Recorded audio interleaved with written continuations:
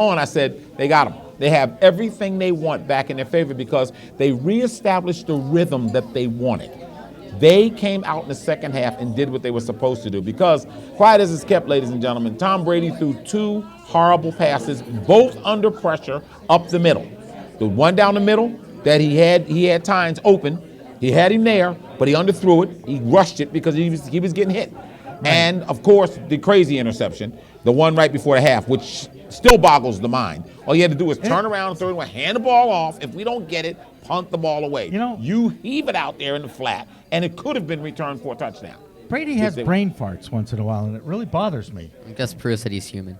He is human, absolutely. No, he's human. He's human, but you can't make certain mistakes. And you could see that Belichick was upset. Oh, yeah. You could see he was clearly upset. He made him take a knee at the end of the first half because he did not feel confident. And they had 55 seconds left. And 3 timeouts. Yeah, and they could have gone down the field the way they go down. He said, no, we're not taking any more time. We have to regroup, go in the locker room, 2. I'm calling you 2 now. We got to go into the locker room. I like that 2 thing. It works.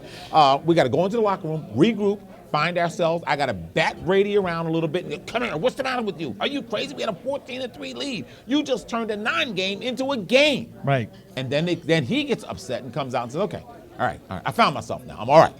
I mean, I had a moment where I thought I was really better than I was. I figured I could just flip this out there. And who was out there? Gronkowski. Thank you. I'm going to try to heave this ball up the sideline. No, he only missed him by 7 yards. Yeah. And Gronkowski's out there going, I'm here. What the hell is that floating duck in midair? Oh, my gosh, it's going to be intercepted. Oh, my gosh, I got to go tackle somebody. Right. And next thing you know, you have a 14-10 game. You can't make mistakes like this. In the playoffs.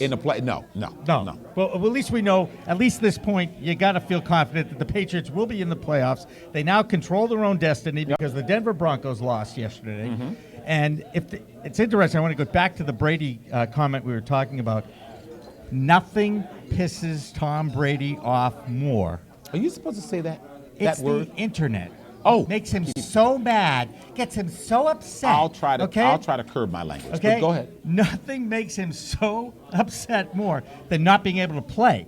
So when Belichick made him take the knee, you actually saw Belichick disciplining Tom Brady where it hurts. Yeah, and Brady was not happy. No. So Brady got back on page and said, hey, look, we're going to come out in the second half and let's roll. Yeah, let's just put something on these guys. But I will still stick to my theory is that a blown coverage opened that game wide open. Because when Vereen caught that ball, and I looked around and said, are there any defensive players on that side of the field? Does anybody realize there's a guy standing out there all alone going, oh, I can't wait for this ball to get to me. Because when I turn around, oh my gosh, the only thing between me and about 50 yards is nothing but AstroTurf and air. And all I got to do is and he just started running. I said to myself, and then when they showed the slow-mo, Professor 2, I was really upset then. I said, are you crazy? Who plays like that? But apparently the Colts do. Yeah, apparently the Colts do. That's right. Jason, anything else from yesterday's game that really stands out to you? No, I think the run defense. Yeah, they completely took the Colts out of their running game, and they were 9 for 12 on 3-point conversions, third down conversions. 3-point conversions. That'd be a good trick. Third down conversions. And against the team that's supposed to be the best in the NFL at getting off the field. Right. But it shows you how dubious stats can be because they're not that good. They weren't that good defensively. And so many people, little professor, keep forgetting too. They keep forgetting that this is the same Colts team that got 51 rolled on them from the Pittsburgh Steelers a couple of weeks ago. So they weren't any great defensive team walking in the door. Right. They had good stats, but stats don't get me off that field on third down. Whereas I'll flip the page for you. You see any of the Denver game? Yeah. Okay. Perfect example. Peyton Manning loses Julius Thomas. Then he loses Emmanuel Sanders. Yeah, and Emmanuel Sanders. Oh, my God. Emmanuel Sanders on a diving attempted play where he got knocked out. I mean, those hits scare me. When I see hits like that, I realize that's dangerous. But, penalty call, but he's gone. So you lose 2 top receivers, no running backs, and you wonder why he had to throw 50-something times yesterday. You cannot throw that many times without having some balance in the running game. and the Patriots had more than enough balance in the running game, then when Brady went back to pass at times in the second half, man, he was back there taking tea and crumpets. He was sitting there going, "Oh, can you set up my table, please? I got my tea here, I think my he was crumpets actually here." leafing through the Victoria's Secret catalog. Oh, do I get a Not chance just to throw the ball down the field now?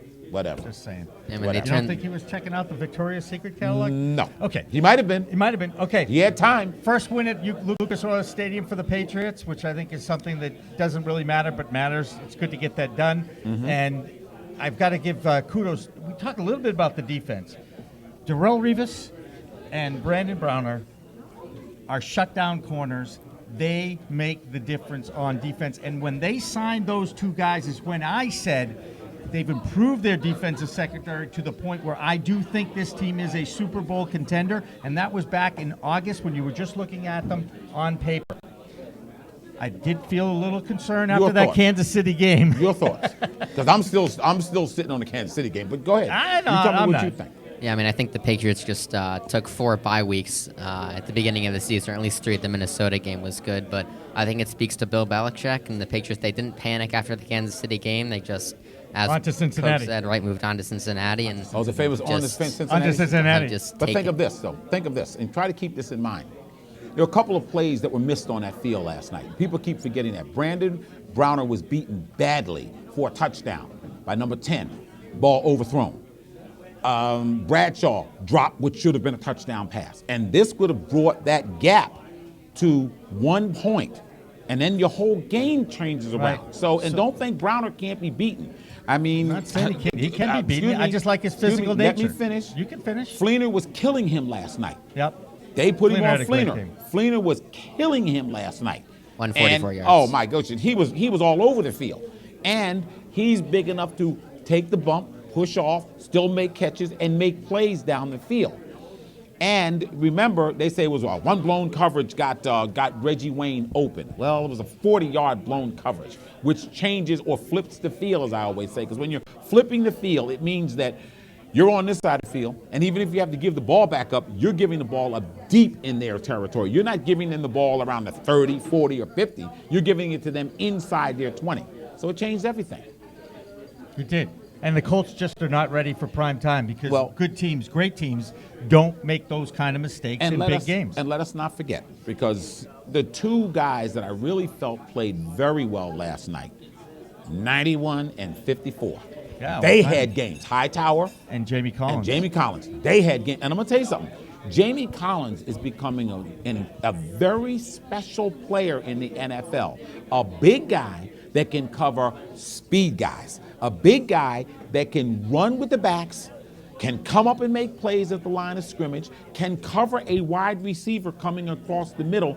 This is a special player. He's somewhat changing that defense, Jimmy, that you talked about. Oh, absolutely. And I think, Jason, we're getting close to that 7 o'clock hour, so I want to make sure you get your Mets moment in, because if I don't get the Mets moment in, I may never see you Oh, again. this I want to hear. Okay? Go ahead. I Because need to hear the this. Mets are worth maybe a moment, even though it is the offseason. Boy, you are mean. I am mean. Go ahead. I'm not Well- mean. I This is say it with a Little smile on Professor my face. 2, this is your moment. Go ahead. Go Tell ahead. me, tell me Well, why the Mets improved themselves with that signing of Kadire.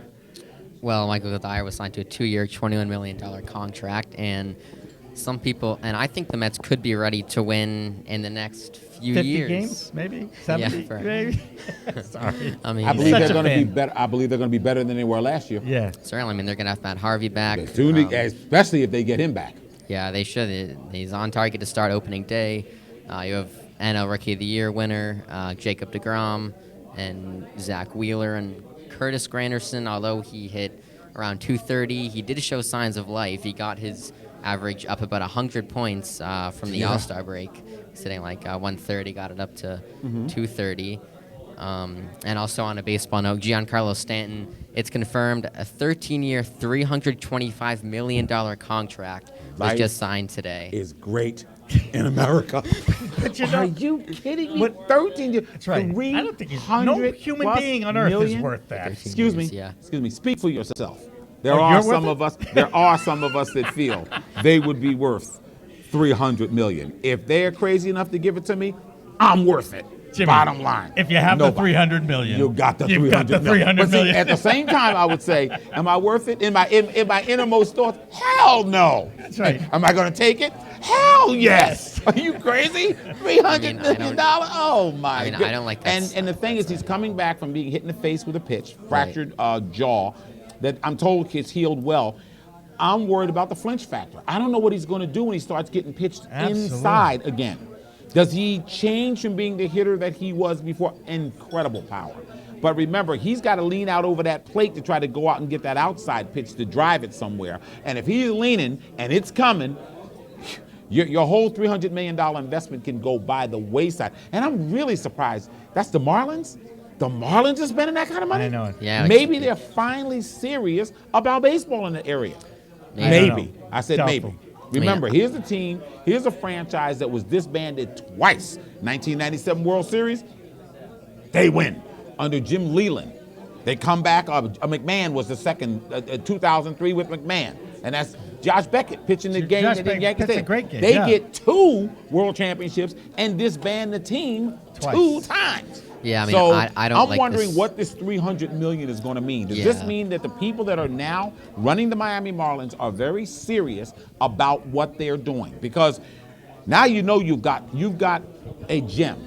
Now you got to start putting those pieces around. Remember, too, Fernandez comes back too from the arm problem. Phenomenal young pitcher. If he comes back, and see another thing too. Another thing too. And think about this. It's guaranteed money. It's I think about that. guaranteed money. That's crazy. Okay. Well, And Yeah, how would you feel if you were a football player reading that headline that this baseball guy who just had his face broken in is getting $325 million? How would you feel? Guaranteed. Yeah, I would not be very happy. And me, I would be ecstatic. I say because now if he can get that, I know what I'm going after. I want But 300 football million. guys can't It get does it. it make a difference? Oh. If he can get it, awful. it raises the bar for all sports. I'm going to take you back to an incident that occurred in the 1960s. Wilt Chamberlain came into the NBA from the Harlem Globetrotters. Bob Cousy was the highest paid player in the NBA at that time take at some notes. $30,000 a year. 30 grand. He made more than Bill Russell, who was the hub of the team, right? But Cousy was the star of the league. Wilt Chamberlain said, I want 100,000 walking through the door. Everybody said, have you lost your damn mind? Are you crazy? He said, well, that's what I want. He got his 100,000 a year, led the league in scoring as a rookie, led the league in rebounding. Next year, he goes on this phenomenal trek of averaging 50 points a game and 20-plus rebounds a game, and scores 100 points in a game, something that will be very old by the time somebody breaks those records. Very, very old. We probably will be in our graves or long beyond this mortal coil. But one person can change, and what he did with that contract, it changed baseball, because Sandy Koufax and Don Drysdale would come up a couple of years later and get big contracts. It changed the entire landscape of sports. Jim Brown got a bigger contract in football because there was a reason to do it. Now there's a reason, Jim. No. You can say what you want, there's a reason. I got to say, the reason is the owners are greedy, and I don't know how the heck they're going to figure this out, but those players in football have got to get more guaranteed money. No question. It is I don't think one there's of a question of the that. greatest injustices in sport. especially with all the injury problems that they're having after their Oh, my careers. goodness. That's it. My And then goodness. they're going to get a lot more. They're going to get a lot more money for in that But Jimmy, lawsuit. Right, Jimmy, yeah. several years ago, you and I discussed the whole factor of Alex Rodriguez getting $250 Oh, million. please! I know. $250 million. I know. So if that's Were we $250 wrong about million, that, by the way? now, no. That's Now right. we jumped to $300 million. know. So I'm saying 325, that I the think. bar has now $325. The Yep. bar has been set That's at right. $325. Somebody's going to come along and get more than that. Now think about this. No, we What can't. We can't because we have to say goodbye to Jason and bring on Aaron because Somebody's we're going to tight get team. more than that, ladies and gentlemen. All right, fair Trust enough. me. We understand that. Jason, you did a great job. It's great to have you back. Good to be back. And hopefully next week or the week after, we'll get more kids in here and we'll do a little kids More what? sports stuff. Young people. Thank you. Young people. Thank you. The, I'm the gonna- K. I'm Oh, a that's right. The K in teaching- K yes. Sports I'm gonna get stands in- for yes. young people. Thank you. Thank you. It works for me. How does that work? It works for me. But it's a K for kids. Number two. Kids. It's Kids. so good to see you too. Good to see I'm you just gonna too. call you two for short. Okay. All right, Aaron, come Sounds on good. up. Thank you so much, Jason. I'm going to take your microphone, and I'm gonna do one of these. I'm going to do one of these. Watch this. Watch this move. Oh my goodness, he's actually relinquishing the seat. It's so hard for me to believe this. This is going to be your microphone, Aaron. All right. Come on in. Right there. You're in the middle. Thank you. So As he enters from stage right, Aaron Schatz is our special guest. And while Jimmy smoozes along, I will tell you that. Please. This is what. Thank you. He said, "This is what I do." Is that correct? This is what I do, yes. Hi, nice to meet you, my man. My pleasure. Hello. So the editor-in-chief I've of got this Football down. Outsiders, and how many years have this been in existence, and how did it begin? Because I know you're a local guy in Framingham. Yep. And I know you're a big New England sports fan. Yes. So tell us how it all began. We're in our 12th year now. That's I've been doing fantastic. this for 12 years. I was basically just a fan back in '02 who had some curious questions about why things were the way they were when the Patriots didn't make the playoffs. And I said, well, when Bill James got started doing baseball stats, all he did was he counted stuff in box scores and sporting news, so I'm going to just do the same thing. So I started counting numbers and writing some articles and coming up with some stats, and launched the website in August of 2003, and by February of 2004, it was my full-time job. Fantastic. Aaron, what was the Congratulations on that opposition success. at the time? Because you always have doubters. You always have people saying, Well- you can't do this, Aaron. Nobody's going to buy this or whatever. First of all, an honest truth is that I started, the first ideas that I started with were trying to disprove Ron Borges. You heard that, Ron.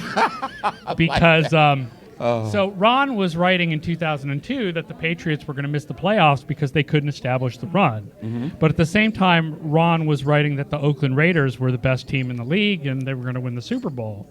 And their running How'd that back work was out? Charlie Garner, Yeah. who ran the ball less than any starting running back in the league. So I said 2 and 2 here doesn't make 4. This doesn't make. You can't have both these things be true. So the first thing I ever did was I went back and started counting up running carries in the first quarter of games to figure out whether it actually led to winning or not, which it doesn't.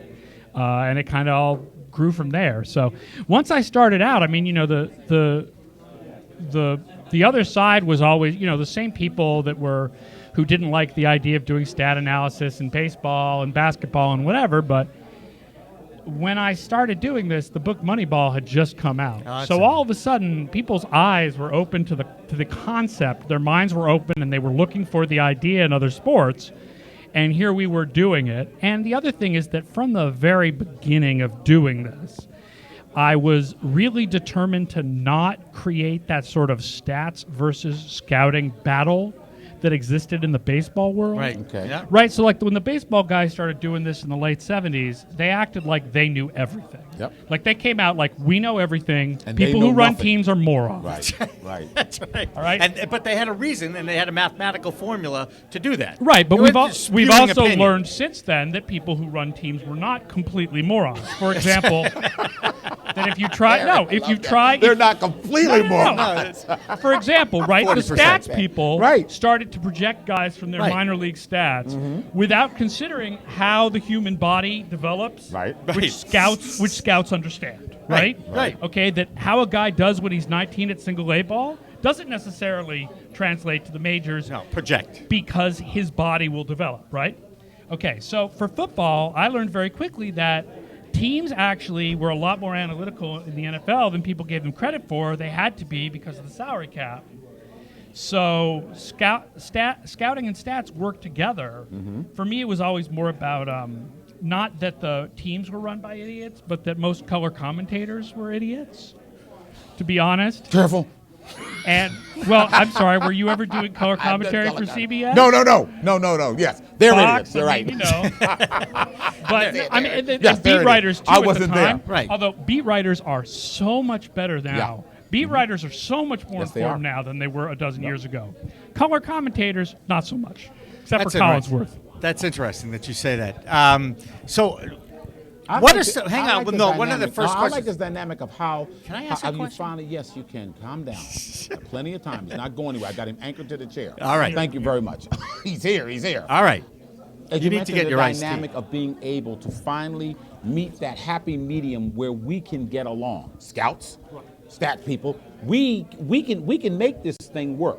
So did that blow it up? Is that when they knew this guy knows what he's doing? That helped a lot, I think, and also that I had people from teams talking to me fairly early on. I got to know Jim Schwartz when he was defensive coordinator of the Titans. Yep. Mm-hmm. I Good talked guy. to some folks from the Eagles from the very beginning, from the 49ers. So, people from the league started paying attention to what we were doing fairly soon.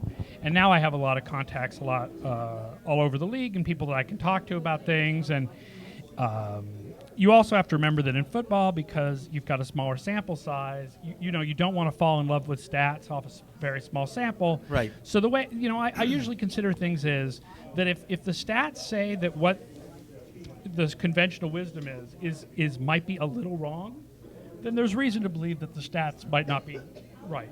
If they're telling you that conventional wisdom is really, really wrong, then you probably want to reconsider the conventional wisdom. It's like you want to look for where the gap between what stats tell you and what conventional wisdom tells you is as large as possible. Interesting, because one of the things you hear a lot on, speaking of people that really are out there, sports talk show hosts, they always throw the line out, oh, this is the number one defense. Oh, this is the number one defense against the run, against the pass. But those statistics don't work. I mean, if you talk to football guys, they will say that doesn't mean anything because you don't know when they occurred. They don't know. And are there statistics that you found that are more reliable than what we hear about a lot? All right, so we'll start with the basics, which is if you do not even want to do anything advanced, okay? Yep. Okay. Completely ditch the NFL's official ranking of teams by total yardage. It's unbelievably Thank you. stupid. Right? Because if you are a good team, the other team is stuck passing the ball to try to get back into the game late. Right. Yeah. So you're not considering who the opponent is, but you're also, you're not even considering how many passes they had to throw. So even if you only want to use conventional stats, the first big step you can take is to look at yards per play rather than just total yards, and for passing, net yards per play to make sure that you incorporate the importance of pass rush and sacks. But obviously we've gone a lot past that. So the stats we have, the main metric we have is called DVOA, which stands for something complicated because that's how stats work. Did you go to MIT? No. Where did you go to I college? went to Brown. Oh, well, that's all right. Oh, you hang out. It's no problem. That's all right. Complicated. It's because it couldn't get into tough. I get it. No MIT. I rock it James Devlin style. Excuse me. Please forgive James me for Devlin interrupting. style. Did you have anything to do with this? No. The comet. Now, if we. But I'll bet you I had a human professor. I bet you I have a professor professor that who was worked on involved this, in right? this. Yeah. And we can put an object on to your answer. a comet. That was one of the really on a easy comet classes you could take if you flying didn't know science. 40 and you wanted an miles A. an hour. Yeah, it was I got awesome. it. I got it. 40,000 miles an I was hour through there. Space. We're getting there. Dude, Go you ahead. don't understand. At the Combine 8 or 9 years ago, Zach Diossi and I were sitting talking about the classes we had taken to try to get easy A's. That's funny. Easy A's at Brown. You're trying to get an easy A at Brown. Well, it happens. Well, yeah, The toughest thing is getting in. second semester of his senior year, he had to spend the whole time lifting weights and getting ready for the Combine. Okay. So second semester of my senior year, I was working at 2 radio stations simultaneously. So That's I was hard looking work. for easy classes. Excuse me. That's hard work. It takes That's a lot the of your hard time. We're in this business. That's hard work. That's right. So, we talking created about- this stat Go ahead. that looks at success on every single play. All right, and it adjusts it based on a baseline that's based on the situation and the opponent to look at how good teams really are at getting the yardage they need in those situations. For example, if it's 3rd and 10 and your quarterback, scrambles for 2 yards, that's a nothing. But if it's 3rd and 1 and Tom Brady sneaks it for 2 yards, that's a huge success. So we incorporate that. Running against San Francisco is hard. Running against Indianapolis, I don't know if you saw, is easy. It was for the Patriots I'm not last night, saying- and Jonas great. Continue, You know? Aaron. I tried to tell him that. I said, Last please. night, in the stat that we do for total value rather than value per play, Jonas Gray last night had the 6th best running value before opponent adjustments of any game of the last 25 years. 25. Wow. Yes. After opponent adjustments, he didn't even have the most running value of the day. Interesting. Jamal Charles Jamal did, Charles said it. because the Colts are so easy to run off. Thank you. And by the way, the football guys know this. This is Yeah. why when I listen to my friends on Sports Talk Radio, I cringe a lot because they're using stuff that just doesn't make any sense to back up their arguments. Yeah, and also people. Not all of Listen, the them. other thing I've learned about football is people think very short term. So 1 or 2 games mind, and I've learned that you really do need to look longer term at things. So we all overreact to everything. I mean, even all here of us. we're overreacting. The Patriots are not going to be running for 200 yards on everybody the rest Thank of the you. year. No. But this is nothing like living in Philadelphia, Oh, where Lord. Mark Sanchez went from nobody to the savior to nobody in the space of 2 weeks. 2 weeks. But it's every He week. had a short life, Aaron. A And every very week, short life. and every No, week it's- in the NFL is truly a season, and the Patriots do get that right. That in one way that's true. In the other way, every week in the NFL is like a series in baseball. And you don't overreact when the Red Sox lose 2 out of 3 Right. because you know there's another 3 coming up. Right. Got it. And people in the NFL fans and analysts tend to completely overreact to games in the NFL, even though, an upset is an upset and it may show you something about a team that needs fixing or something but not every upset shows some kind of grand blueprint. A great example of this is Cincinnati, right? I mean, 2 weeks ago, Andy Dalton comes out and he throws every throw like he's trying to hit a halo 3 feet above the receiver's head, and 1 week later, and he was the best quarterback of the week in New Orleans. And I mean, he was the worst the week before, too. yeah, you can't overestimate one game. It's still only one game. That's right. Aaron Schatz, the creator of Football Outsiders, is our special guest. And Aaron, there are so many questions that so many people would have. You hear the term stat geek. You Yeah. hear all of these other terms to describe guys like you. And you sit around with a whole staff of people and say, listen, I don't care what they call me, as long as I know that I'm on point.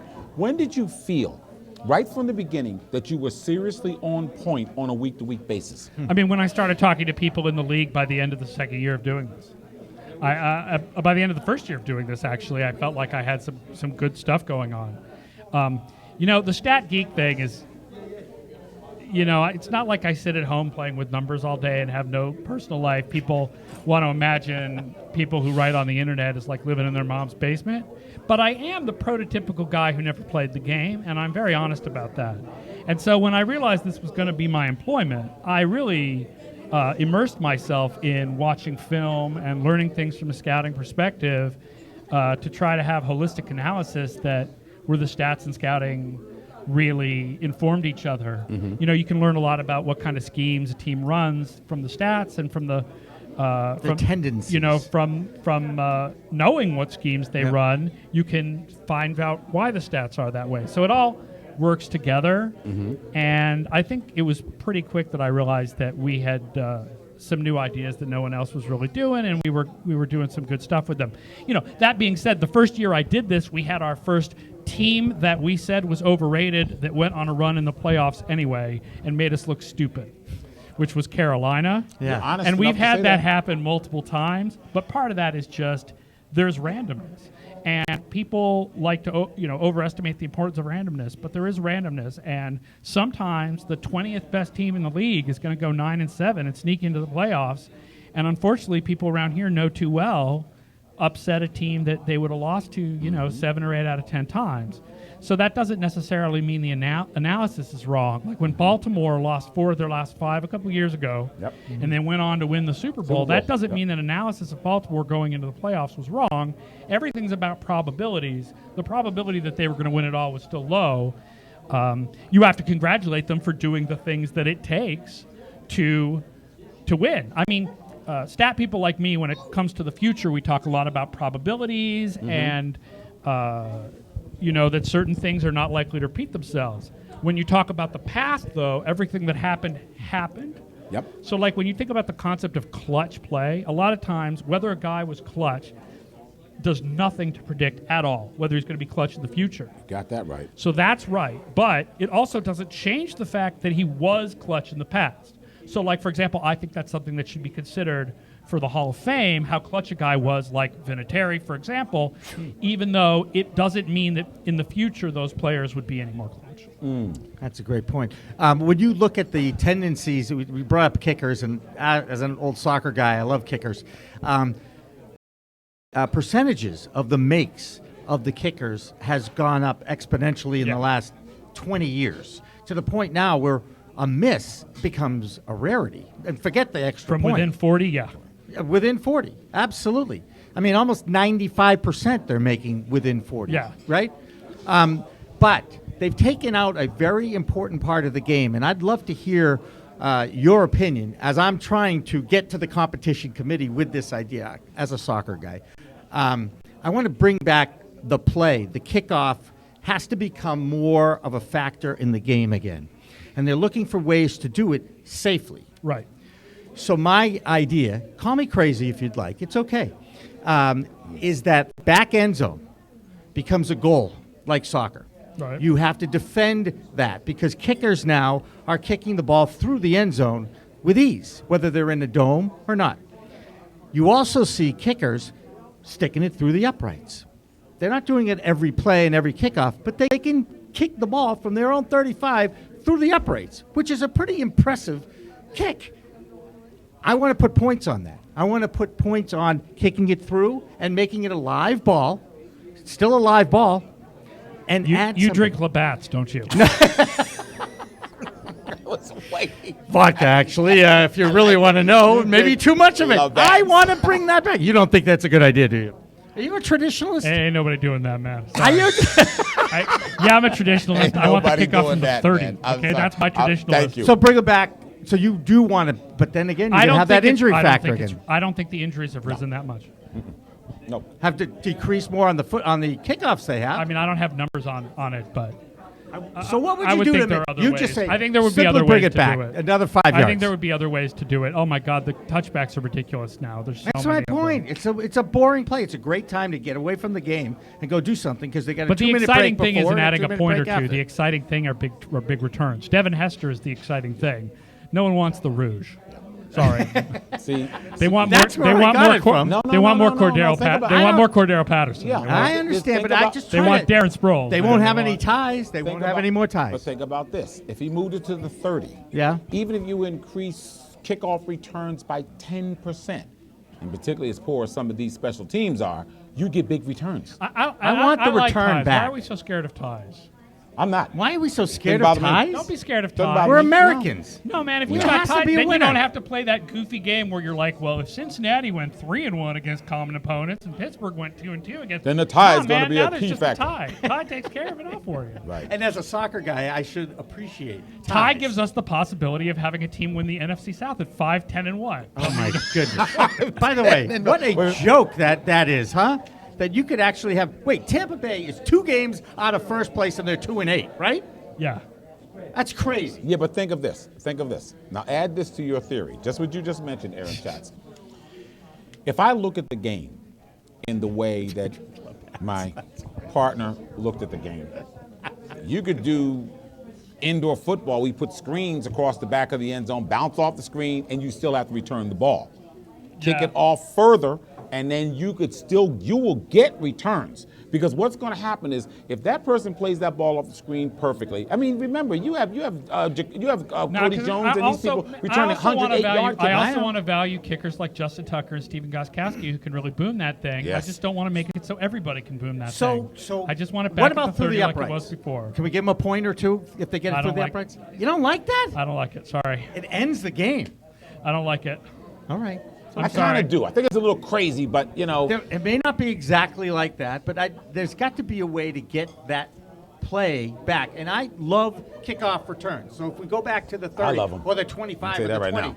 they're just so afraid of the concussion factor in returns that they no, they're afraid of the fact that Of the special lawsuits. teams are that bad. No, that it's you about can't concussions. defend I know it Yeah, is. I know It's it is. about Yeah, they'll say that. Did you But the- read League but- of Denial, that book? I haven't read it. No. You have got to read gotta that read it. book. Yeah. I have never read a sports book as well written as this, with as good a story that was true. Okay, but you didn't give me a chance Sorry. to finish. Of course not. Coaches are worried about the special teams factor. Yeah. The league has to worry about, as he mentioned, the concussion Right. factor. You have to worry about guys now traveling. If you're at the 30, you're getting by the time you get down there around the 20 at full speed, you're going to get people hurt. I'm actually not a big fan of the idea of huge major changes to the game. I think the game works understand. really well. Well, you're a and I traditionalist. I think get that. It's the most popular game. coaches have shown that the creativity to change what they do in the game despite the rules staying relatively consistent, is really dramatic. So I don't think you need to make wholesale big changes. There are a few that I would make if I was running things. Make one.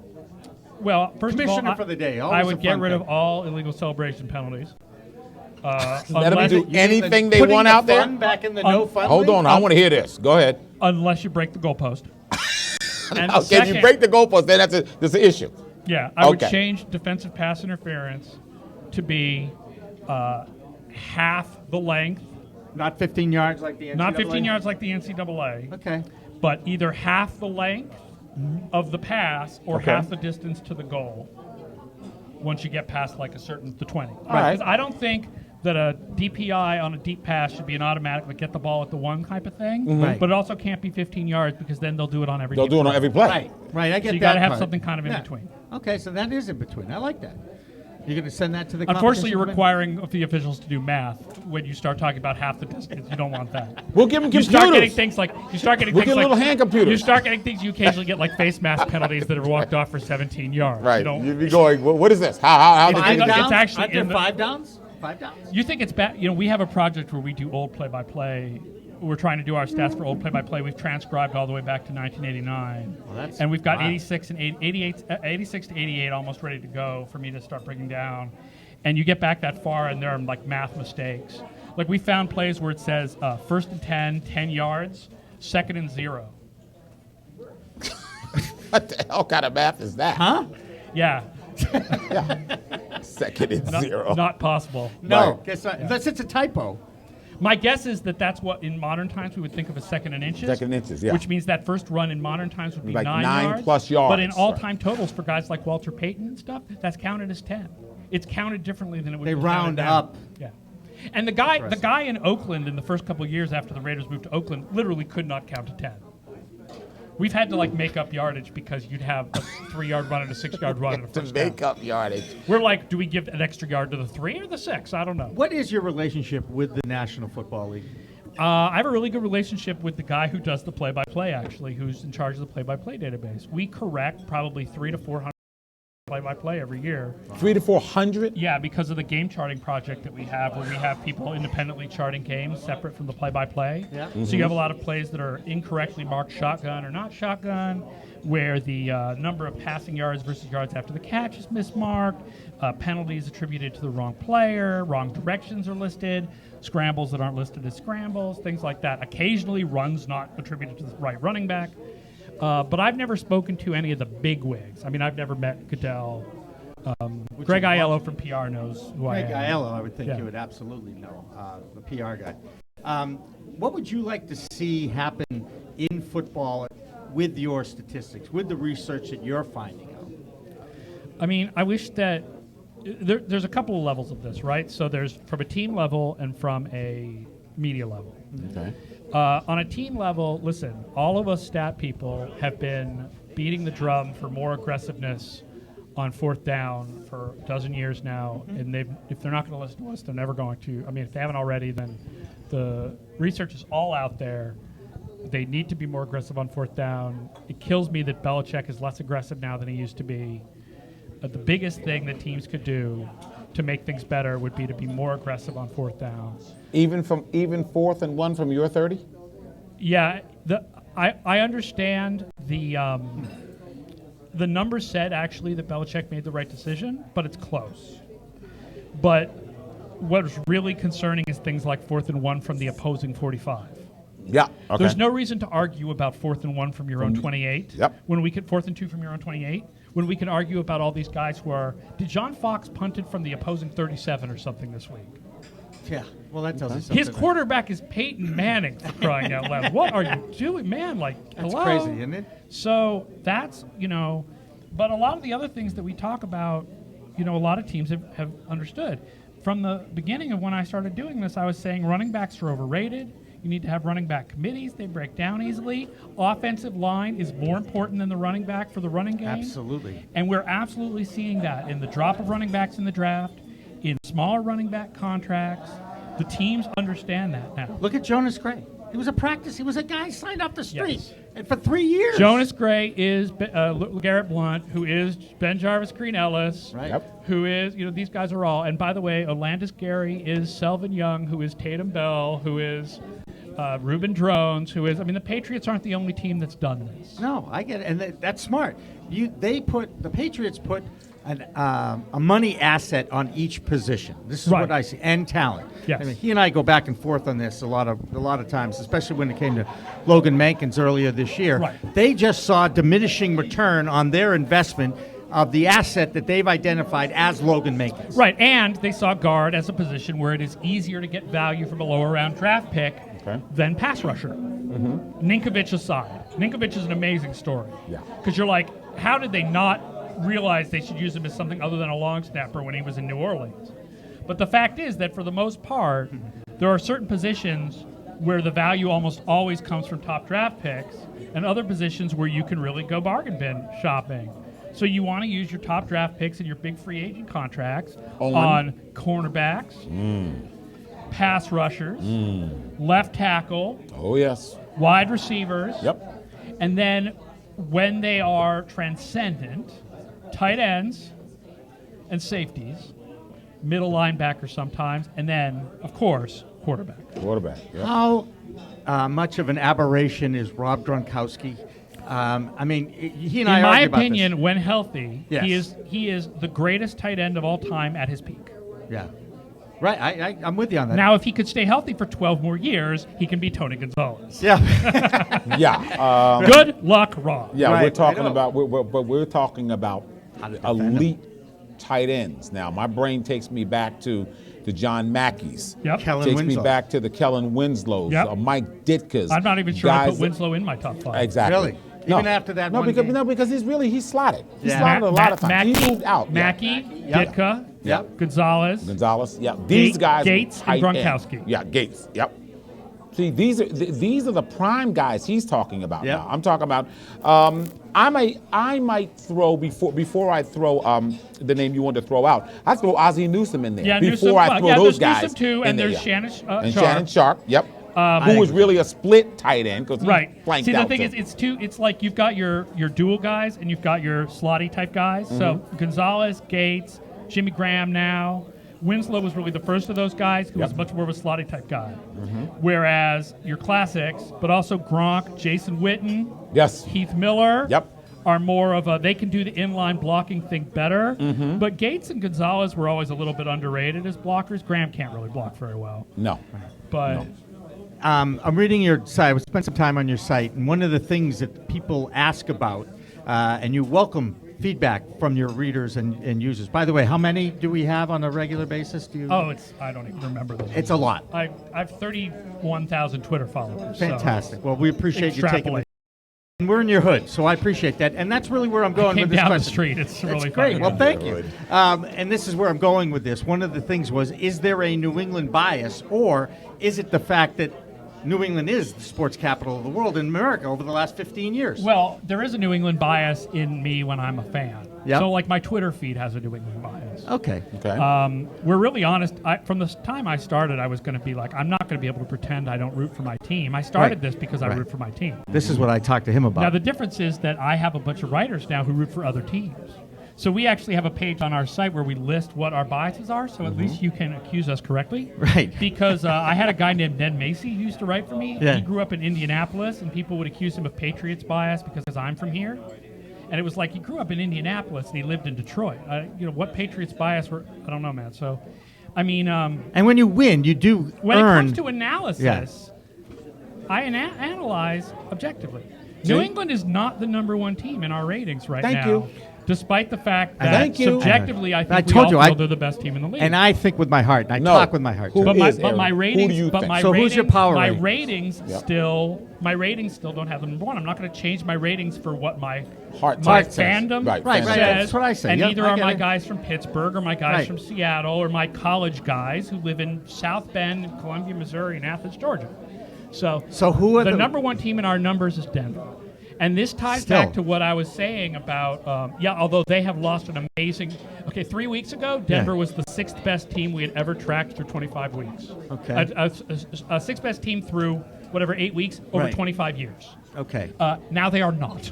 Yeah, I guess not. But they're still number one because, like I said, we look at a much larger period of time. We don't start discounting games until 8 weeks or 9 weeks later.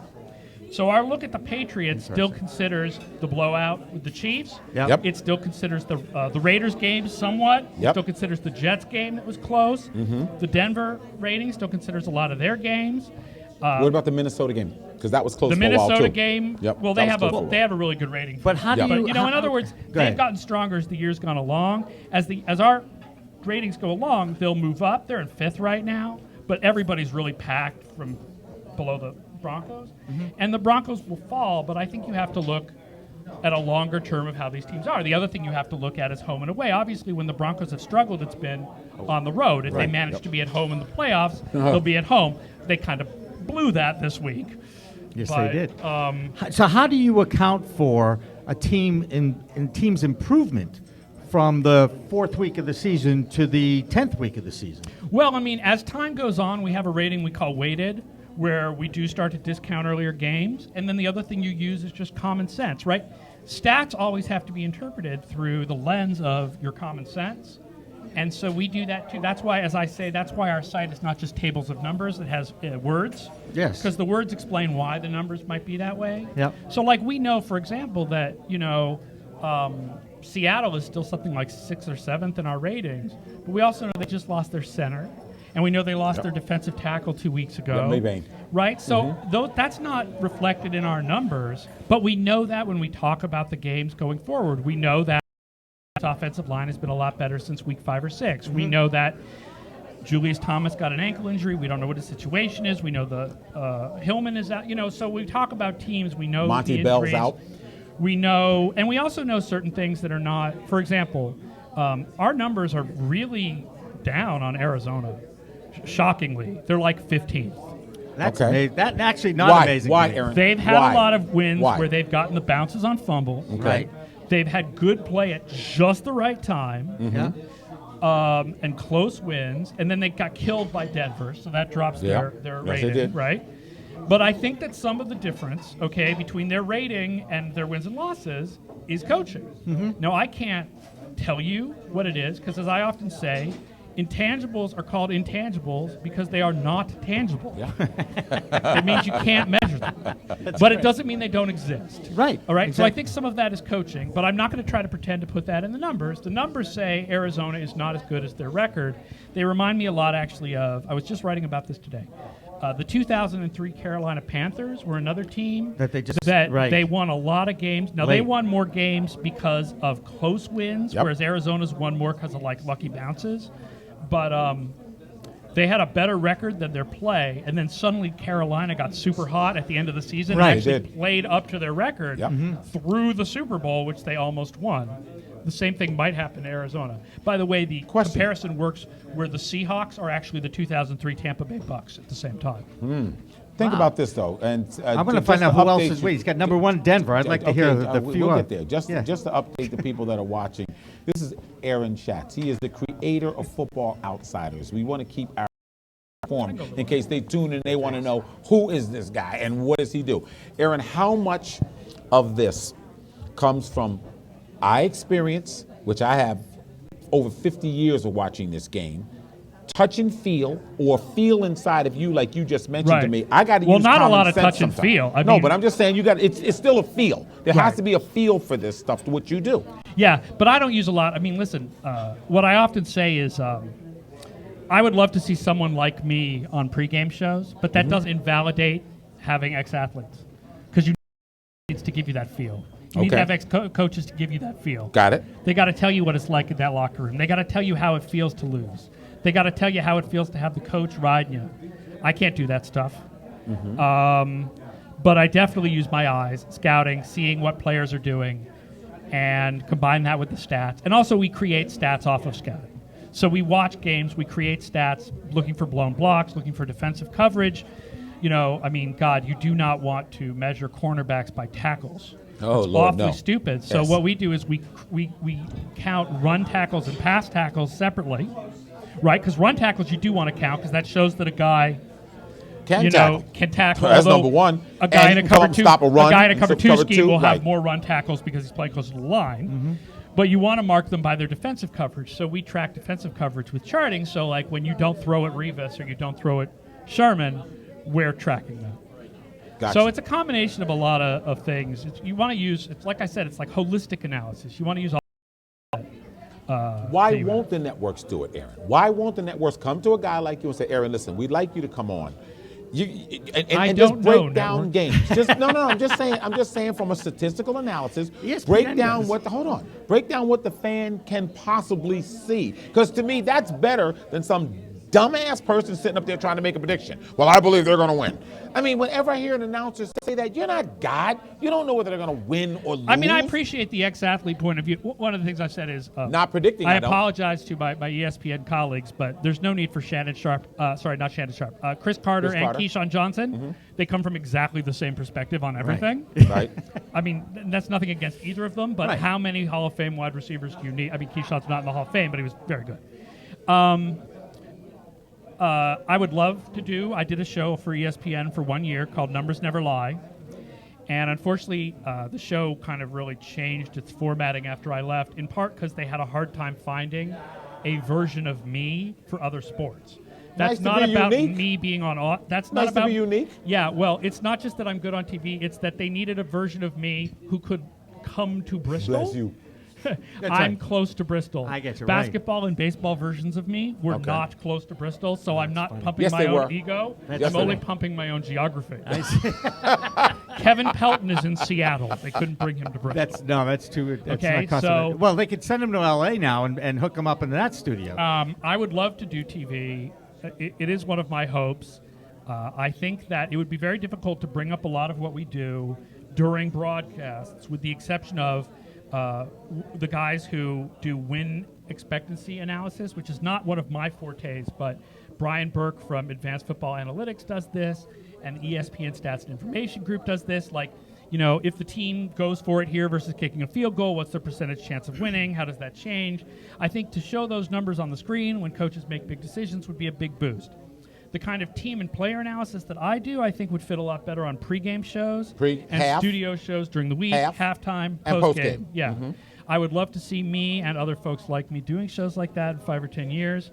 I think it would be great, and there's really no reason to get rid of the ex-athletes and the ex-coaches. You can just add a stat guy alongside them. I would love to see it happen.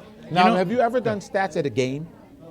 Did you ever I cover games, but I don't do stats during a game. Okay.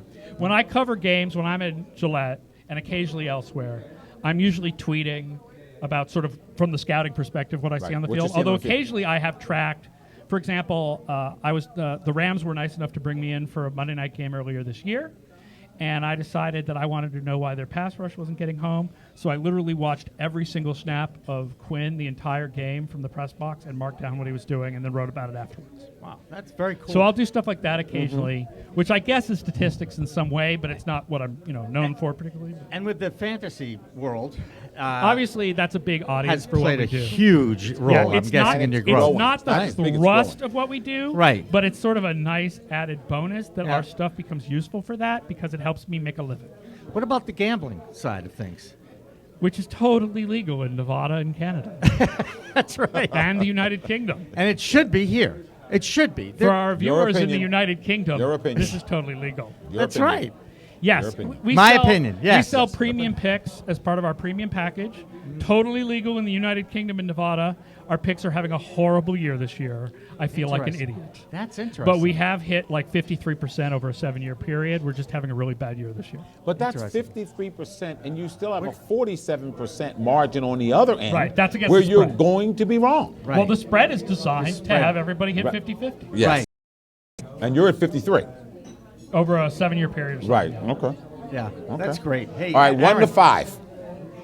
We have to get there. We have to get there. Oh, wait. I brought it with me. Thank so you. That I would He came prepared. That's good. I like that. I brought it with me so I would remember exactly what was Thank in you the for numbers, coming prepared. Okay? All right.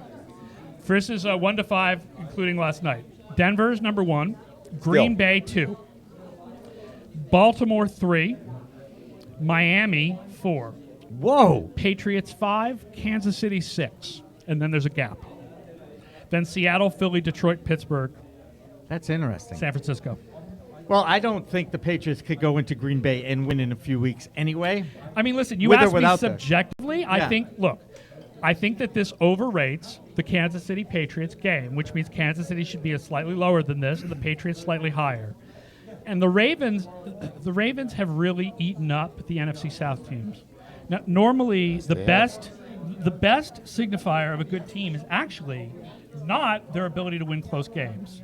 It's their ability to blow out people. Opponents. Yep. Now, the best indicator is the ability to blow out good teams the way Green Bay and the Patriots just did. Yep. But even your ability to blow out bad teams. That being said, there's so much difference this year between the Ravens' performance against the NFC South and everyone else that I think we might have them a little high on that. Miami has been shockingly good. I do not know where this has come from. It is the defense.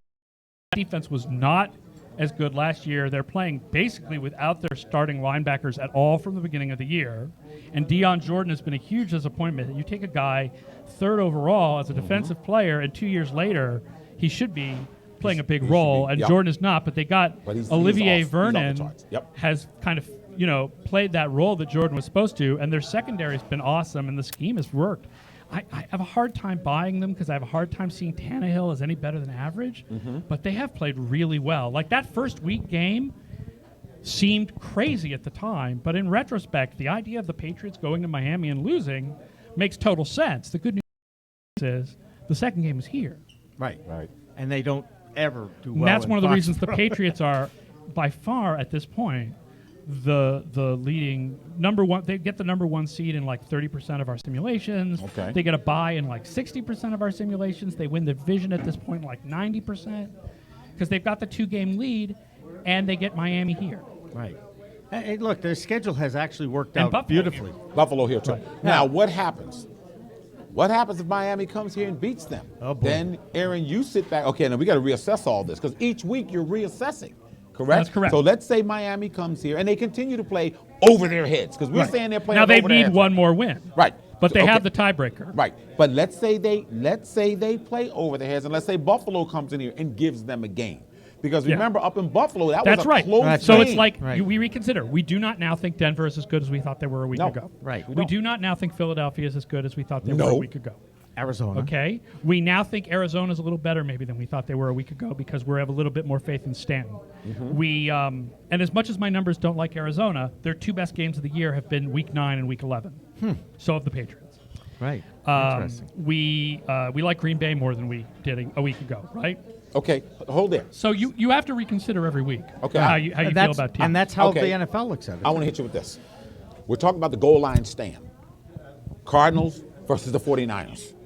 The question of whether he was in Kaepernick, whether he was out, remember? Wait. And they wind up winning the game at the end. I have a terrible memory for specific plays. Well, this is when, in my head. When But was I'm just, the Cardinals 49ers? I'm just saying the Cardinals played the 49ers. It was like 13-10 or something like that, and they went for it on fourth and goal or whatever, and they didn't get there. See, I still have a pretty decent memory that I remember these things, and I'm going, okay. And there was a big question of videotape replay. Remember, they dove in the end zone. They had to show it from like 65 different angles to see. He did not get into the end zone. Or at least there was no evidence. Evidence. to overturn it. Not enough I knew you were going There's to. always going to be evidence. look. There's always going to be the human. We crack on referees a lot, and some of them are terrible, like Boger and Triplett. But the fact is, they are only human, and to do this job with men moving that fast is very difficult. Oh, yeah, absolutely. And the rule book doesn't make it easy on them No, it doesn't. by making it so that like everything could possibly be holding, and you don't know when you're supposed to call it. Or, I mean. What about this one? So you do can't- have to understand there's going to be human error. Okay, what about this one? I like that. Chris Collinsworth came up with this last night. And I watched Chris. He's a pretty good guy. He's a pretty smart He guy. is the best color commentator. Okay. No question about Okay. it. All No right. one else is close since Jaws stopped Great. doing Well, they haven't seen a lot of other people, but that's okay. For the guy that's there, he's the best. But he made a point last night that was very good. He's a wide receiver. He said we should move the bump rule, or we should move the 5-yard zone back to 10 yards. Yeah, I heard And when him I say thought that about too. it, I said, wait a minute, Chris, that's a pretty darn good idea because you can't. Oh, do put- we need more offense? Is that what it is? No. We don't have enough Of offense course, right that's now? what he's Is that saying. going I'm on? saying, and that's why I went there and I said, That's a pretty good idea. I said, well, the Lord knows they can't play anybody now. If you give them 10 yards, could you imagine how deep the field has to be then just to be able to defend people? And guys can go over the middle all they want. All they want. For health reasons, which I understand, but we have to understand how that's changed the game. Yeah, I'm not a fan of that idea. Okay. I mean, you can't touch them for 10 yards. First of all, Brandon Browner would have to retire. He'd have to retire 2 weeks ago. That's right. He'd have to retire. Okay, go ahead. Sorry. No, I'm sorry. Actually, I think I may be misinterpreting. Was he saying you should be able to make contact for 10 yards? Yes. No, you should be able to make contact for 10 yards. Yeah. The Instead of first 10 5? yards. Right. Instead Okay. of 5. Yeah, that's no, what he's actually, saying. I would. Then you got to let him go. I was mistaken. I reversed it in that's my what I mind. Okay. I would buy that, and actually, Brandon Browner would not retire. Brandon Browner would actually have fewer penalties if that was the rule. Exactly. That's right. I think that might help to even out the effects of letting guys go in the middle of the field. Yep. It would increase the value of Gronk and Graham and Because guys Aaron like that Schatz, more. But it's all loaded to the offense now. Yes. It's very hard to weigh any defensive unit right. when you're talking They slightly about, changed it this year with the hands to the face thing for offensive linemen, but But that's not that's interior. But I hate to tell you this. Listen, the fact is that for all we talk about rules, the biggest reason why offenses are so good right now is that never in the course of football history have offensive coaches been as far ahead of defensive coaches when it comes to creativity as they are now. And everything is cyclical. And eventually there's some genius out there at some Division II school who's going to come up with whatever is the equivalent of the 46 defense that solves the spread and the read option. But whoever that guy is, he hasn't come up with it yet. And so, you know, the kind of stuff that Chip Kelly does, there'll be a defensive person to do that. especially in college, but even in the NFL, offensive schemes, the amount of misdirection is so far ahead of defenses. That's the main reason. Question, let's look at the field for a second. You move the hash marks. What if you move them back, Aaron? It would be more like college. But if you move them back, you can condense a lot of the stuff that's going on outside of those lines. If you want the game to be more like college. Yeah, but I'm talking What about from a happens is defensive point of view. if you I'm move asking from a if you move defensive the point of hash view. marks wider, Right. you create a bigger incentive for speed on the edge, right? That's the biggest reason why people always said option won't work in the NFL. Right? The reason why option didn't work in the NFL until the arrival of the read option, Read option, yep. was one, defensive ends faster in the NFL than they are, so to leave them unblocked, you're going to kill yourself. But the main reason is because the whole speed around the end thing, when you have the hash marks farther away, you create more room for the speed around the end thing. Now, the read option doesn't require that same room, which is why that works in the NFL, where the pitch option Pitch out. generally, Pitch out's not generally gonna doesn't. work. So if you move the hash marks out more, you'll just make the game more like college, although it would have the advantage of making things harder for kickers. Well, we don't want that because I love my kickers. Yeah, but they all hit everything now. I know. Well, that's good. That's because of the specialization of sports. It's like the closer in baseball. No, because I don't want a game of just field goals, Jimmy. You're not getting games of just 50, field goals. You get over the 50, and okay, we get to the playoffs, and you're going to see some of this scoring cut down. Then you're going to see To be honest, where the field goal here's the deal. Even with field goals becoming more accurate, coaches still make mistake by going for field goals too often and not going for touchdowns. fourth enough. down. Thank you. That's So what I'm talking that's about. not the Right, effect of everybody's saying kickers that. getting Right. better.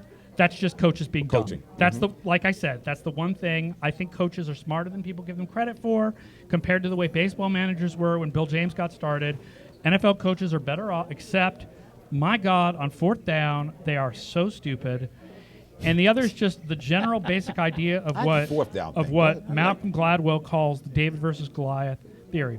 If you think you are going to lose the game, if you think you have the inferior team, you need to use Goliath. Use everything. David's strategy. Yep. If you're the inferior team, you bring out more fakes. You go for it on fourth down more. You try onside kicks more often. You try to slow the Fake punts. slow the game down with more defense. Because you figure that if there's fewer plays, the mistakes will play more of a role.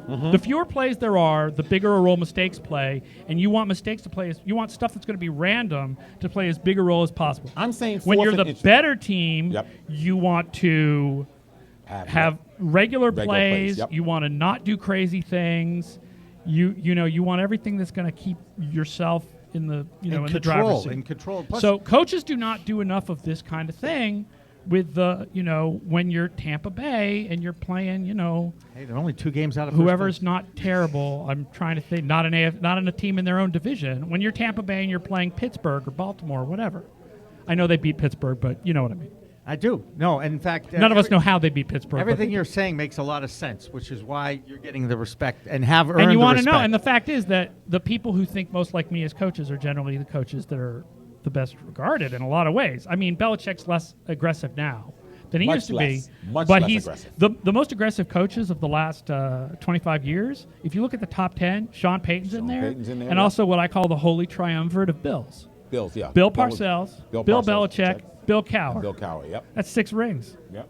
they're Not good. counting what they got, what Belichick got as a coordinator. And I So- remember a couple of those calls that Bill Cowher made. Cowher went People for the were onside kick yeah. in the field in the Super Bowl before Sean Payton. did. Yes, he did. He And just people didn't keep get it. forgetting that. He just People didn't get it. wipe He didn't that have out like it He didn't never have Hank happened. Basket on the other Nope. team. Didn't have Mr. Reality Star Playboy model on the other team Yep. to bobble the ball.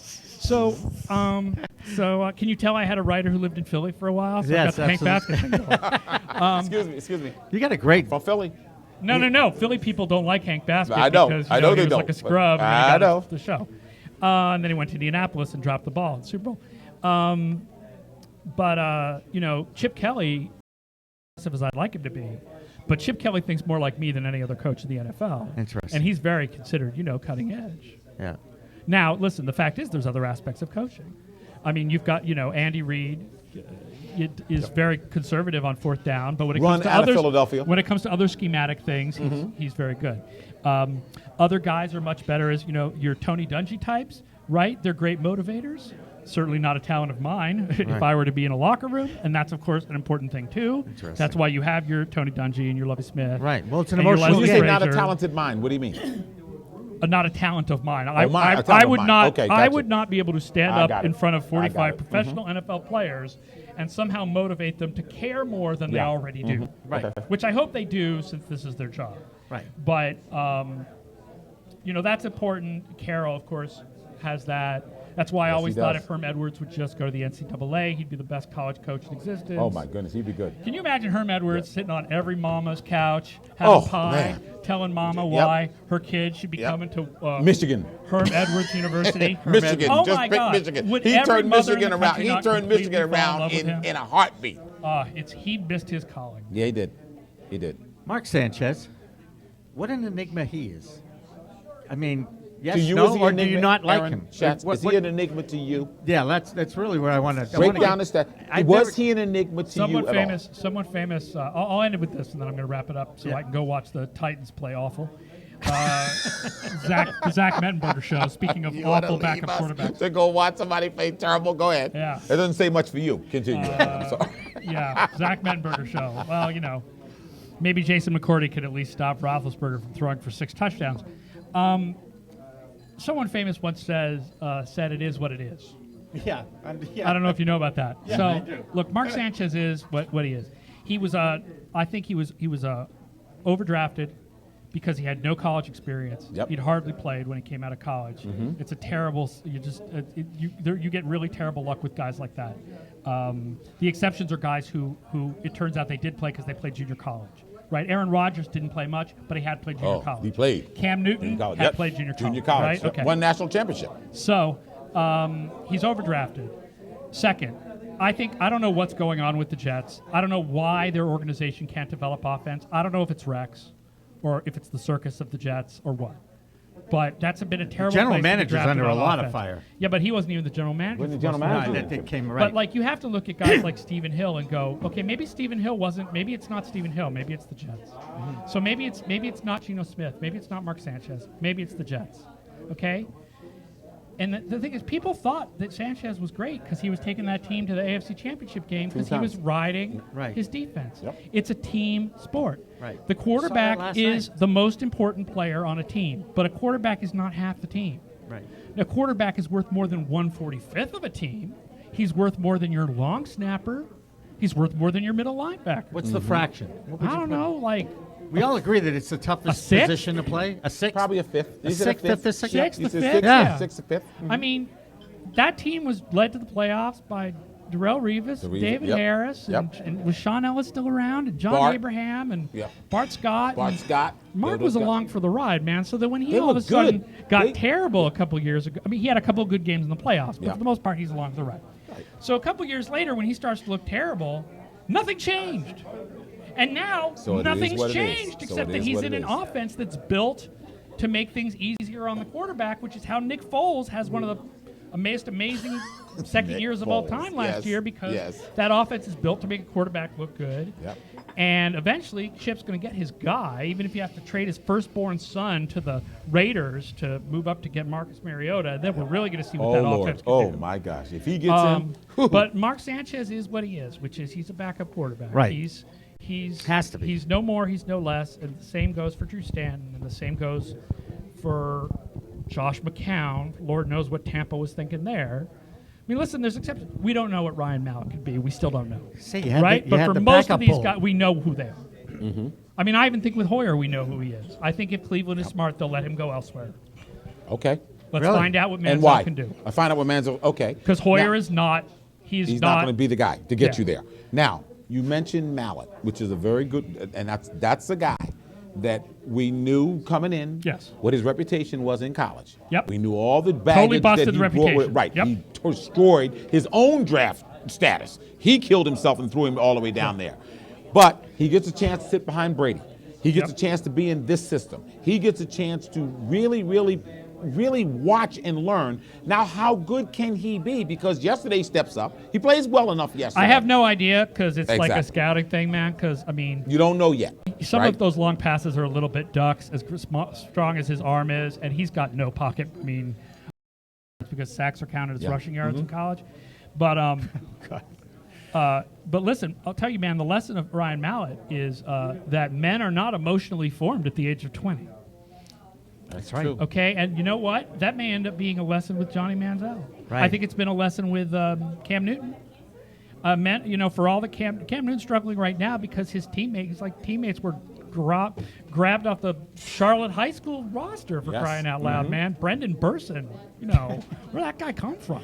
I mean, Okay, you but let it's not because Steve he's Smith immature, go. right? I mean, he's You immature. Lapel- Again, yeah. He's killing himself. Wait He a minute. could I want to get hear this better. because this is important. right. Go ahead.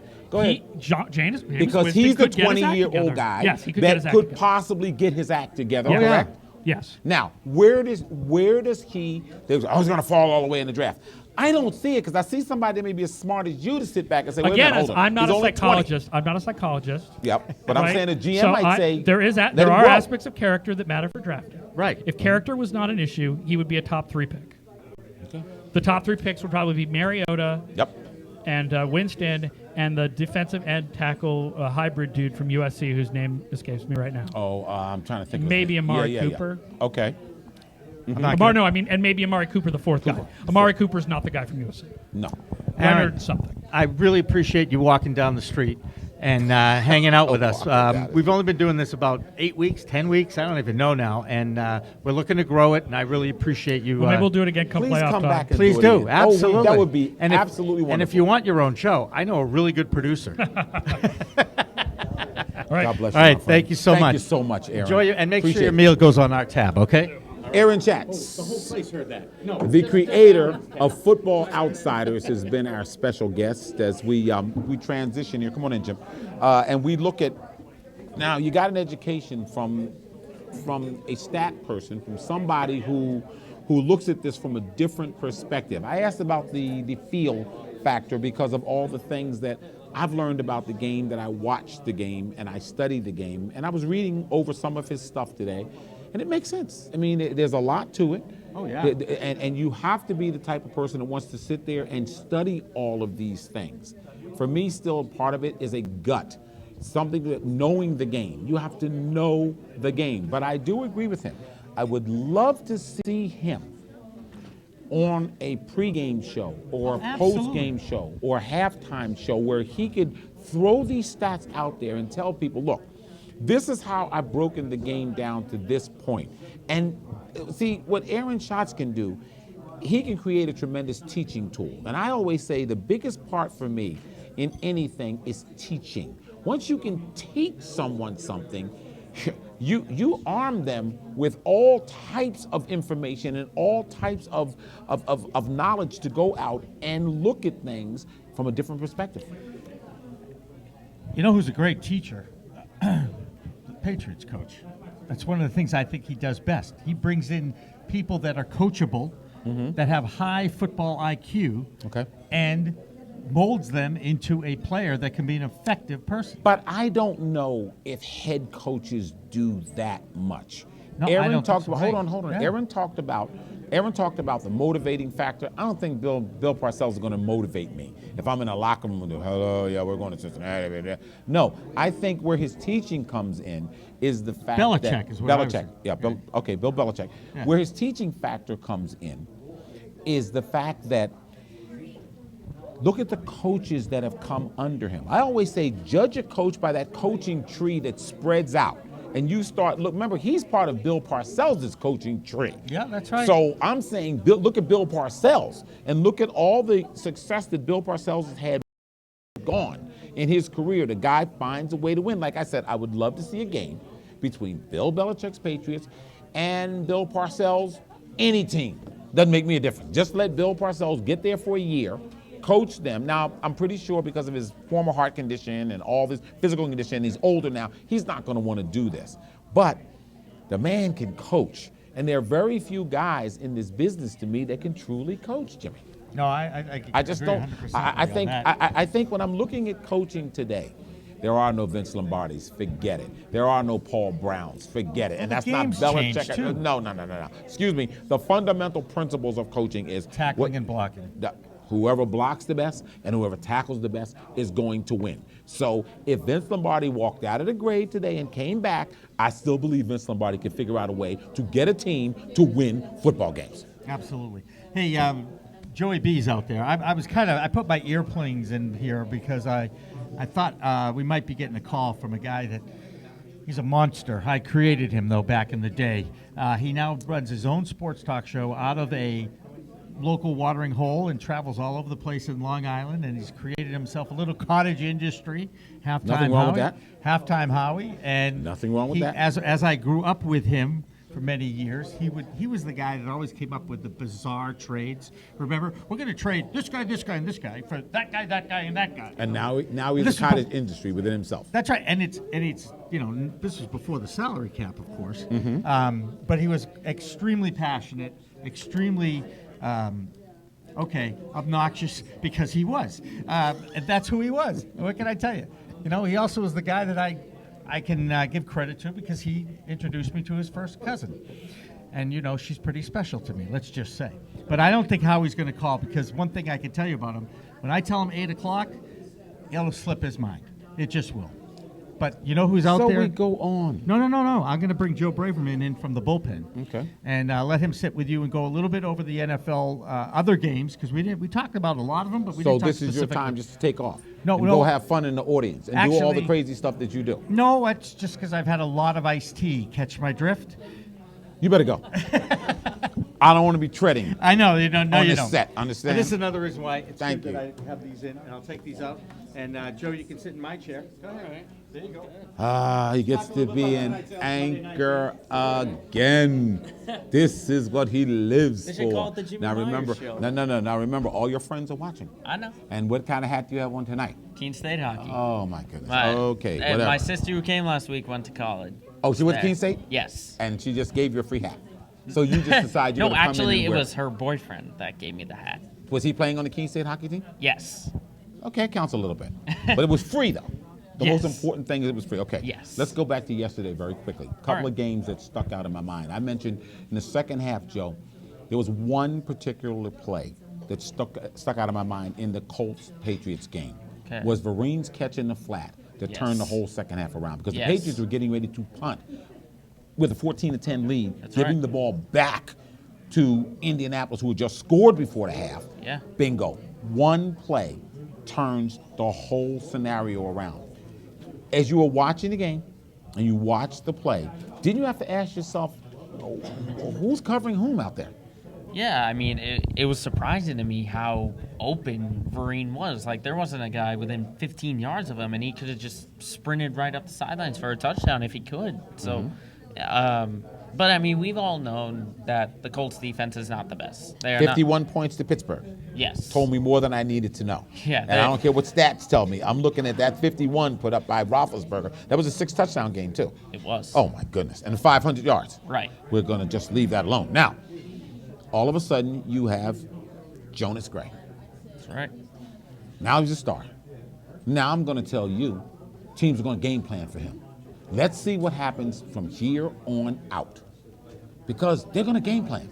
The NFL, there are coaches that are smart enough to say, okay, we got to take this factor out of the game.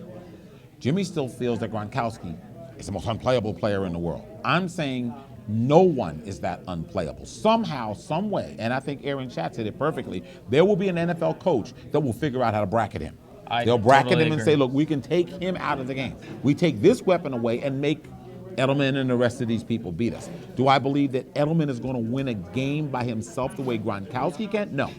I just don't think so.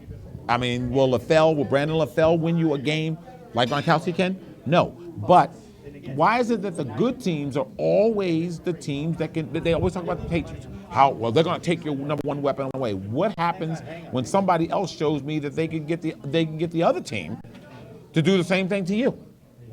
Yeah, I totally agree, and I'll disagree with Jimmy that Gronkowski, he changes the game. Yes, he does. He's a game changer. But he does not totally swing the outcome. There are a lot more players on this team other than Rob Gronkowski. Mm-hmm. There are more targets. There's Julian Edelman. There's Brandon LaFell. There's Tim Wright. And then you throw in Jonas Gray, who had a monster game against Indianapolis. No question. Monster game. Against Indianapolis, how do you game plan? Because you always get one after the other. When you have to contain Jonas Gray, you leave Gronkowski open. When you contain Gronkowski, you get Edelman, and then you get Wright. And you basically go down the list of who's going to stop him. There's always that one guy who breaks out. And last night it was Jonas Gray. Well, I'm looking down the road because everybody's pointing to the Green Bay game. Green Bay's defense is not that good either, if the truth be told. They will be able to do certain things against Green Bay. But this will be that ultimate battle of quarterbacks to me, where Rodgers can put up points on the board. And you can't get far enough ahead of them that they feel they can't catch up. Or, remember, we're in Green Bay. Crowd's going to be going crazy. This is our field. And I'm looking at that game as one of those key moments in the season. What do you think? I would totally agree. I mean, from my opinion, these are the two best teams in the NFL. I don't care what the records say. Performance-wise, they are the two best teams in the NFL. This is going to be a very titanic matchup. I don't really see the defensive game. I see a very high-scoring offensive shootout, and I see big numbers from Brady and Rodgers. It's definitely going to be a close game, and I know our producer Jamie is going to be watching that real closely. No. You may need to bring him on next Monday. I'm gonna have to bring him on. He will be living that game. Forget thinking of the game. He will be living that game. As we look around the league, a couple of things that jumped out at me yesterday. I want you to comment on them. The 49ers won ugly, but they found a way to win. Now they're 6-4, if I'm correct. They're up at 6-4. They're starting to turn that corner now, and I still say, I don't care how well you're playing up to the 10th game. I want to see who plays well from the 12th week to the 16th week, or the 13th week to the 16th week. True, a couple of years ago, Baltimore they lost 4 or 5, but they were in most of those games. Now, you get somebody hot coming down the stretch, then we'll have a better idea going into the playoffs. Your thoughts?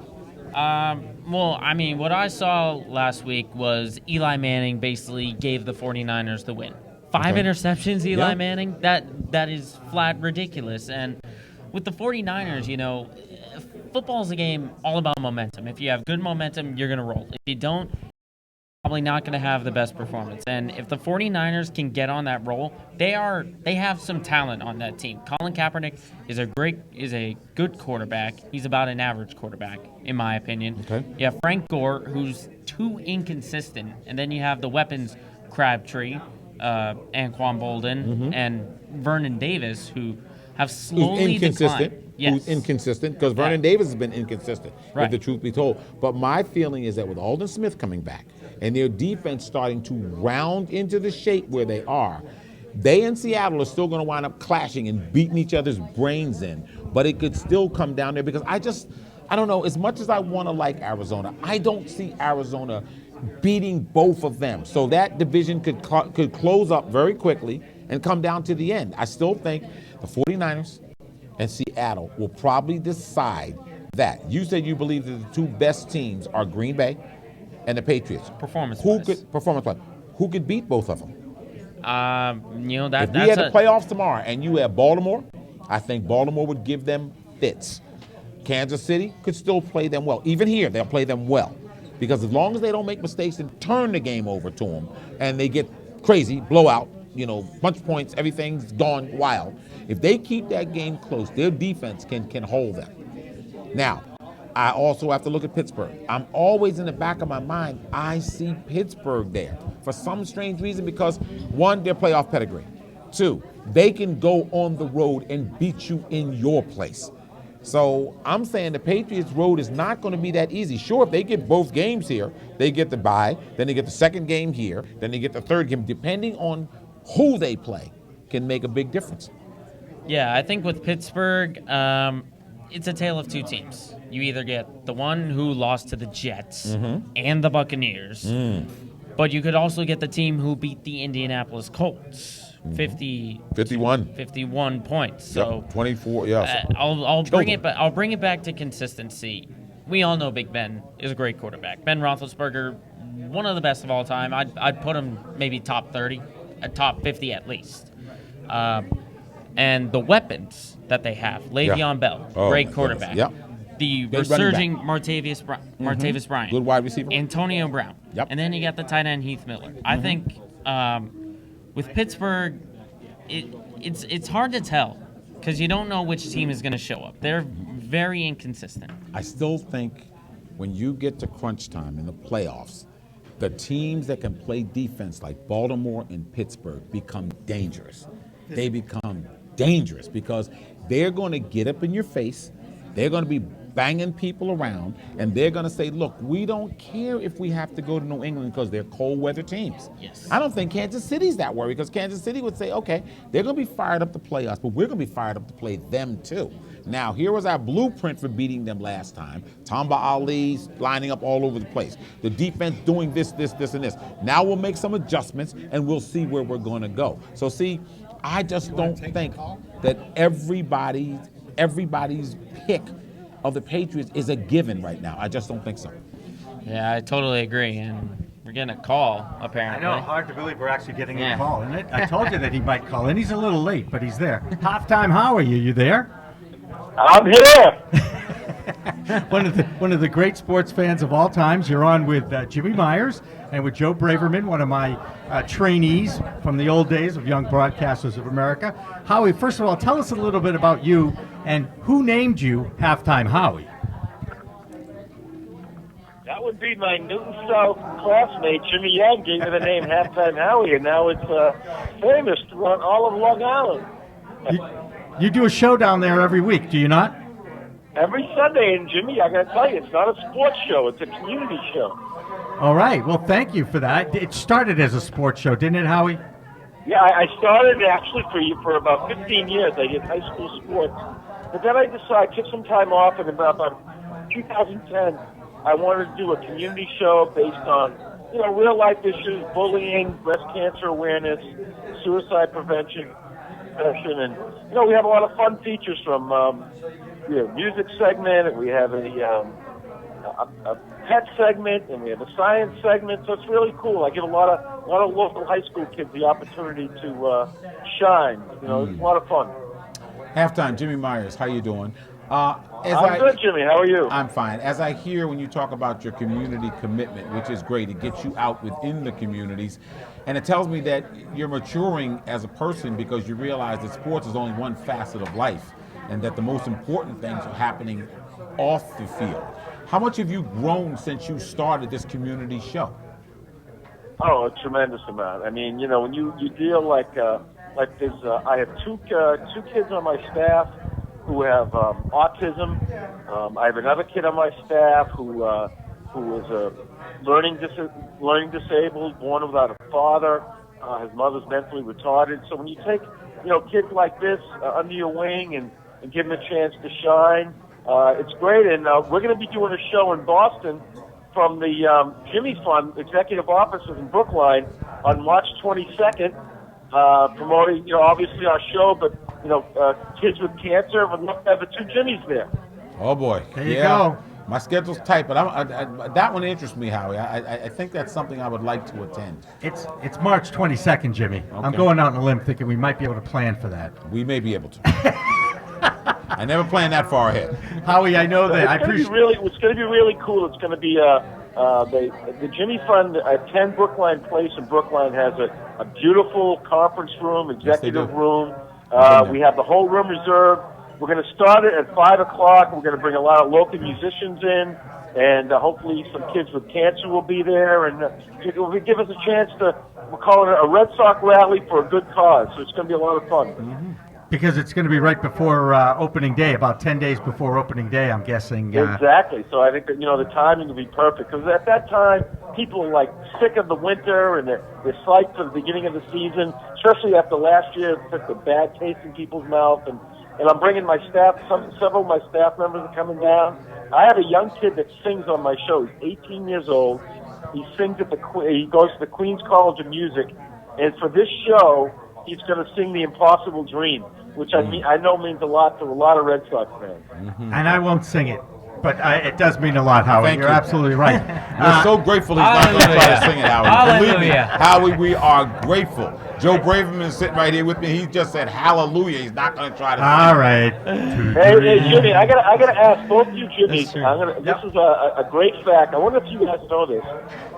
In the last 60 years, what do all four Boston teams have in common?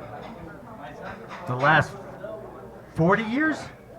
60 years. 60 What do years? all four Boston teams have in common? They're the Boston teams. No idea, Howie. Where are you going with this? In the last 60 years, all four Boston teams won their first championship against a team from St. Louis. The Celtics beat the St. Louis Hawks in 57. The Bruins beat the Blues in 70. The Patriots beat the Rams in 01. And the Red Sox beat the Cardinals in 04. How cool is that? That's pretty cool. And more importantly, you came up with that. I love that, Howie. That's pretty cool, Howie. Only you. I'm forever indebted to you for Howie, as you know.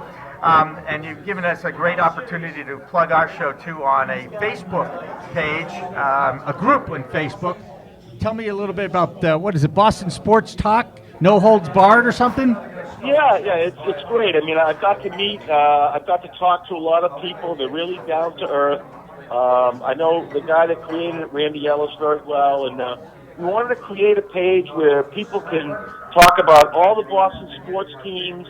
But we do it with, you can disagree, but it never gets personal. People are allowed to, their opinions. And like, I posted something the other day, which a lot of people didn't agree with, and I like to see what you guys think of it.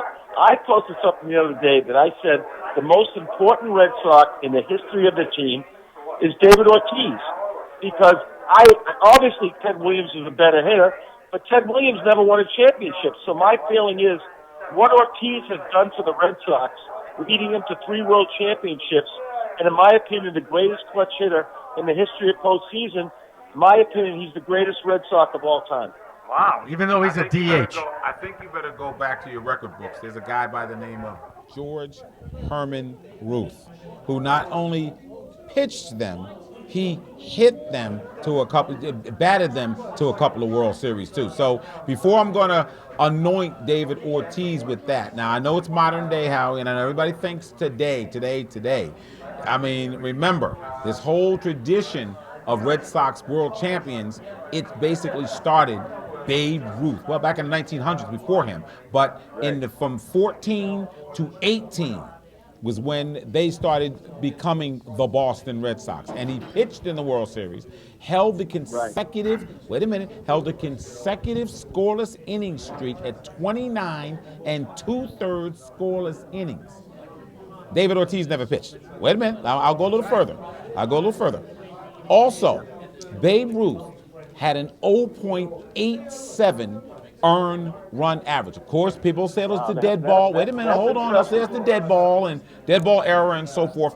But think of what I'm telling you. There's 3 world championships there. And when he left, he not only was smart enough to lay his little curse out, he said they won't win for close to 100 years. But people keep forgetting there's a piece of history that's within the Red Sox, and you should know this too as you go on. Babe Ruth got the Yankees to buy 7 other members of that last world championship team from 1918 and bring them down to the Yankees. And that built the Yankees tradition. Do you understand what I'm saying? So David Ortiz that's a point I never even never did that. Never even realized. That's never cool. did that. But halftime. That's what I'm here for. Yes. I'm here for you so you can remember this as you go on. Because And that's you can what it is, baby. Yeah, and you can just say, I never thought of putting Babe Ruth at please. Whenever you mention the greatest players of all time, most of the time it's going to start with Ruth and then it goes from there. And if you look at the records, sit down one night, partner, and just go through some of the records. Now remember, the man's been dead since the year I was born, 1948. And he stopped playing 36, if memory serves me correctly, 12 years before that. And today, when you look in the baseball record books of the greatest offensive statistics in category, he's in the top 10 of just about every stat still. We're close to 100 years, and Babe is still there. Now, we go one step further. Like I mentioned, we're not going to talk about how great a pitcher, because he pitched them to a couple of World Series. So, David Ortiz, love him, good guy. Babe Ruth, no. Hey, Halftime Howie, I really appreciate you taking the time out and giving us a few plugs on your show. We look forward to the March 22nd show at the 10 Brookline Place for the Jimmy Fund. That's one we need to make. We'll put that on our calendars, and thank you Look forward again. to seeing you then. Thank you again for checking us out and calling in, Halftime. And Jimmy, it's always good. We go back a long way, and it's going to be great to see you again and to see Jimmy Myers. And we all love Jimmy Myers. He was so well respected, was such a great sports personality in Boston. It'd be great to see him on March 22nd. All right, I'll do Howie. my best. God bless you, Howie. Stay safe. Thanks for calling in, man. That was great. My pleasure. Now remember, we're talking about March Madness around that time too. right. So it's going to be a crazy time. They better have a giant screen TV there for us, okay? I'm sure they. I'm in sure fact, they will. It'll be a Sunday. I think that's a Sunday. Oh my goodness! So There'll that's going to be the there'll sweet, be the end of the games Sweet all day. 16 off the Oh, top of that'll my be games all day top that of my day. head. God, back in the day, we used to have great shows on that too. So the good news is we got the call. We had a good little interview today. We got some plugs in from Facebook, and we continue to build our We're growing. subscribers and our followers and We are all that growing. neat stuff. I have no idea what the two of you talked about, but I'm sure it was entertaining. How do you see tonight's game? Have we talked a little bit about that? What I see tonight, I mean, we did talk a little bit about Pittsburgh and how they could possibly make playoffs, and I will agree with him that they will. I think they easily get by Tennessee. I think Big Ben takes down Zach Mettenberger, and I think that defense is too overwhelming for that Tennessee offense. And didn't you do a show this afternoon in your neck of the woods too? Actually, I had a little bit of a shoot for our school's football team because I'm going to educate the out-of-town viewers. Yeah. Algonquin Regional High School in Northborough, Massachusetts, our football team is currently sitting at 5-5. Our last game is the Thanksgiving game. The big one. Yeah, Thanksgiving morning against our rivals in Westboro. Okay. And if the Tomahawks can win that game, it'll be the Algonquin Tomahawks' first winning season since, I believe, 17 years. Wow. Yeah. Big game, guys. And we're You still better on be a roll. fired up. You better be fired up for this one. Oh, I'm already fired No, I'm up. talking about them. Yeah. You're not playing. I want them to be fired up. You're just going to be announcing. Yeah, Just let them that's get. right. I don't want you falling out the That's booth right. being too crazy. Right. But they better be ready. Yeah, and also our boys' soccer team is going to be playing in state semifinals this upcoming tomorrow. What division are they in? Division 1. Oh yeah, I've heard of that. Semifinals? Because Right, Needham the is semifinals. also a pretty strong That's soccer community as That's well. right. So Who do they play? all you Tomahawks out there, show up to Neshoba. That's right. And don't be doing any chopping. No chopping. no chopping. Be No chopping. I mean, we grown do up. have a little bit of a hand. No. No, we don't need to get into I got to that. guard his life. No chopping. You know what we did? We mentioned our sponsors, but I never got a chance to read the commercial. Well, try it now. For our friends at Hip Studios, because if I don't do this, I know I'm going to catch you-know-what from you-know-who. Just coming up a couple of minutes from now while you're looking for that. You do that. I want to be able to point out that there is a video that went viral. Okay. And it's got to be one of the cutest videos you ever want to see. Young man's name is Liam Fitzgerald. I believe he's 8 years old, if memory serves me correctly. I saw this video late night while on the road working and so forth, and it is the most adorable thing that I've seen in a long, long time. Now, before we run the video, Liam is a Bruins fan, and Liam got to stand in the exit where the players come off, in the runway. And the players come by, put your fists up, and they give a little fist pump. Now, when you look at the video, and it's viral, as I mentioned, this little young man, just a beautiful child, because they've interviewed him nationally, and he's like I said, he's viral now. But here's a young man that survived cancer, and it tells me more than anything why sports is important. As we run this video,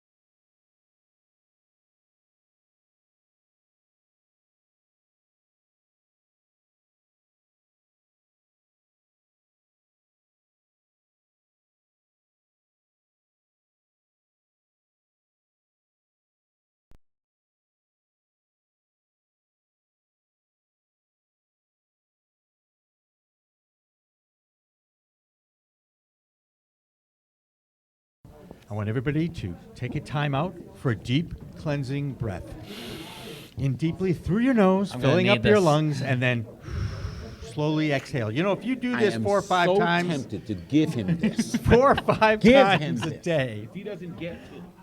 4 or 5 times a day, this will help you deal with the stresses of your life, Mr. Myers. The only stress that I have is sitting to my far All right. right. I'm stressed, but I'm calm. Okay, no, that's right. And you better let me read this, okay? You know what I'm saying? This timeout for a cleansing breath is sponsored by our friends at Hip Studio in Needham, Wellesley, and Medfield. That's Hip with a Y, H-Y-P. If you have always heard about the healing and relaxation powers of yoga, now might be the best time to try it out. Hip Studios is a great place to start. They offer introductory classes for yoga, Pilates, ballet bar, TRX suspension, and a Real Rider indoor cycling studio, and now indoor class Rowing. They have a great new student special. New student, Jimmy, that would be you, where you could get 10 days of unlimited access for just $25. That's right, unlimited yoga classes, Pilates, indoor cycling, and rowing classes for $25 over a 10-day period. And that's a great way to check it out. The pass is good at all 3 locations of the Hip Studio in Needham, Wellesley, and in Medfield. So if you want to take control of your life, or your life, do something good for your body, mind, and soul. Get hip. That's Hip Studio at hipstudio.com or call 781-444-5551 or send an email if you know how to do that. info@hipstudio.com. And remember, when you spell hip, it's HYP, Y for youthful, because you can turn back the aging clock by breathing and stretching your way to a new life in a mindful manner. That's Hip Studio, and we thank them for their support of us, the Jimmies. And that'll wrap it up And here. Joe. And Jimmy's and Joe. It's the J, and J. So, Joe, would you like to wrap it up again, or do you want Mr. Myers to give? Actually, you know what? Set it up and then let him finish it up. You know what I'm That's the saying? plan. Thank you. So- All right. So that'll do it for the Jimmy Sports Talk here at the Knobscott Cafe in Framingham, Massachusetts. Want to thank our producer, Jamie, for putting this all together. One of the best producers out there. And Cricket. I'm Cricket. Yes, Cricket, of Executive course, producer. too. And for Jimmy Young, Jimmy Myers, I'm Joe Braverman, and Remember, what we do in life will echo in eternity. But for now, that's what it is in sports. take care.